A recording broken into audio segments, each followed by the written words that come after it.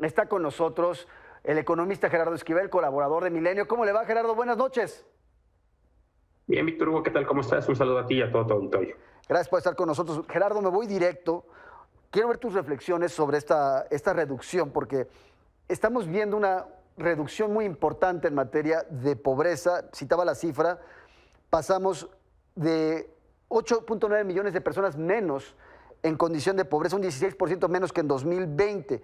La pregunta que te quiero hacer, Gerardo, es si estamos viendo, y voy directo sobre la lectura también política, si estamos viendo la validación estadística, numérica del éxito, del concepto de los programas sociales universales y a la vez, de manera inversa, estaremos viendo una validación de el fracaso de lo que fue el modelo neoliberal. Te lo pregunto así directamente porque también se está enmarcando en este punto ideológico la discusión que estamos viendo respecto a los resultados del Coneval. Sí, mira, lo que yo diría es que el resultado de la reducción en las cifras de pobreza, que son muy alentadoras, porque como ocurrieron además en un contexto particularmente difícil, como ya lo mencionabas, que es en medio de una pandemia, yo no sé si revelan específicamente el triunfo, digamos, de las políticas sociales de esta administración. Creo que revela un éxito, en algún sentido, en la combinación de las políticas que implementó esta administración, tanto en la parte laboral como en la parte de política social, como en la parte de desarrollo territorial.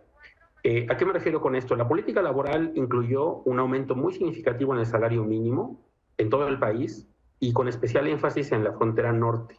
Recordemos que en la zona fronteriza aumentó el salario mínimo en términos reales más de 120% ya lleva acumulado en estos 4 años. En el resto del país es aproximadamente 90% en términos reales. Esa es una, y se hizo la reforma a la ley del outsourcing, que también permitió que muchos trabajadores tuvieran ahora derechos que antes no tenían.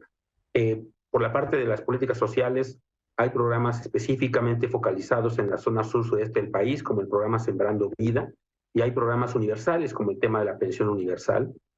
Y por otro lado, las políticas de desarrollo territorial, tenemos que la inversión pública, en este caso, se concentró fundamentalmente en el sur-sudeste del país, porque las principales obras de gran envergadura de esta administración, como el Tren Maya, la refinería de Dos Bocas y el tren interoceánico, pues todas están en la zona sur-sureste del país, y por eso no sorprende ver que las principales reducciones en la pobreza ocurrieron en el sur-sureste del país y en la zona fronteriza. Creo que esa combinación de políticas ha tenido éxito, ha logrado su objetivo, y creo que de alguna manera revela el fracaso de algunos del énfasis que se le daban a otras políticas. Porque otras políticas se negaron durante muchos años en forma sistemática a aumentar el salario mínimo. Y por eso Exacto. teníamos un salario mínimo tan pauperizado, Gerardo, tan bajo. ahora, entendiendo muy bien lo que planteabas respecto a esta política de deprimir el salario mínimo en aras de una competitividad frente a Asia, me gustaría preguntarte sobre un punto que sí llamó la atención también respecto al estudio del Coneval, porque vimos, a la par de estos resultados muy positivos en materia de reducción de pobreza, vemos un aumento muy importante en lo que se refiere a la carencia, medida como acceso a los servicios de salud. Pasamos de un 16.2 a un 39.1 comparado con 2018. Entiendo que también pasamos por una etapa durísima en la que estuvo la pandemia, pero ¿qué tanto juega, por ejemplo, la desaparición del seguro popular en una situación como esta, en un despegue tan fuerte en la carencia a los servicios de salud? Bueno, básicamente creo que eso explica la mayor parte de lo que estamos viviendo.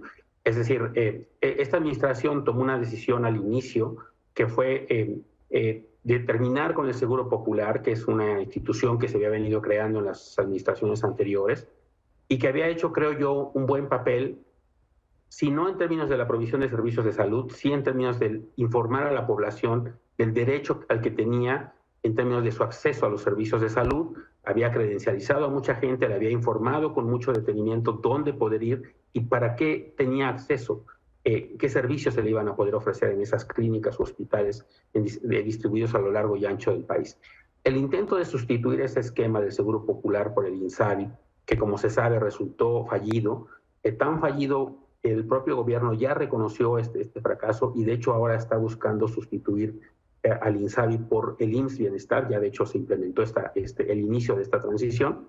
Eso obviamente lo que ocurre es que lo que afecta a la población es que la gente ya no está segura dónde asistir, ya no sabe si está cubierta o no, y en la medida en la que no tenga esta información, cuando las encuestas van y les preguntan, ¿usted está afiliado a algún sistema de salud, algún sistema que le provea servicios de salud?